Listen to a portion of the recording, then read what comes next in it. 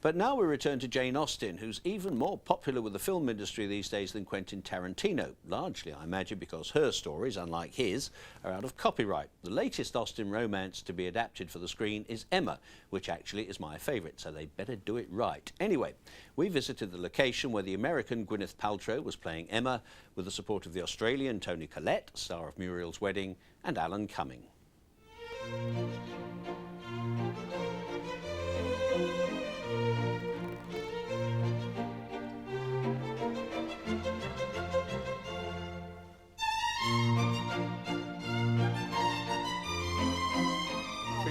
Take two.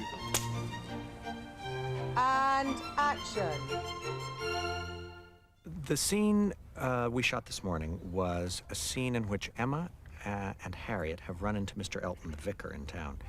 And it has been Emma's goal since the beginning of the story to match Harriet with Mr. Elton, both of whom are single and both of whom she thinks are perfect for each other, and both of whom are not perfect for each other, but she is not going to find that out for a while. Oh, I couldn't really say. Don't be so modest. So, as cunningly as she possibly can, she's trying to leave the two of them alone in the woods, because he's indicated earlier, so she thinks that he feels some affection for Harriet. So she's trying to give them a moment so that he can declare his love for her. Harriet is so sweet and naive and just tries to keep up with what Emma's trying to make her do.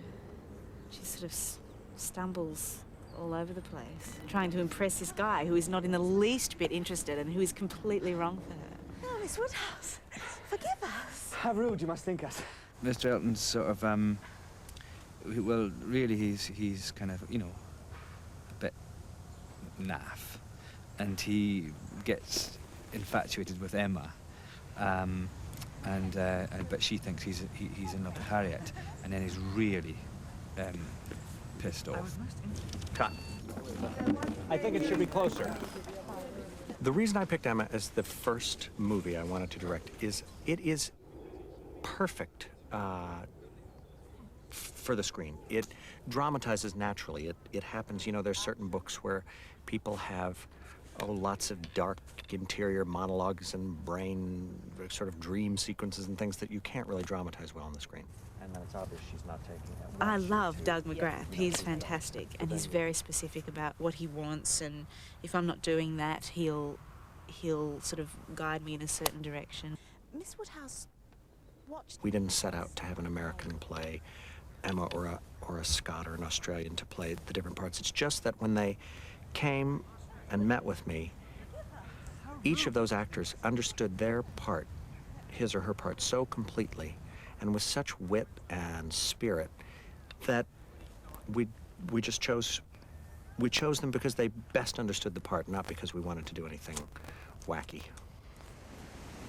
I did a lot of research on my own before I came over and say, Doug, I can't say darling. That word wasn't used in that sense until 1853. And he says, oh, well, gosh, little miss research. Okay, you know, say whatever you want. 313, take two, A camera. I know people will have their own ideas of who the people should be and what the material should look like.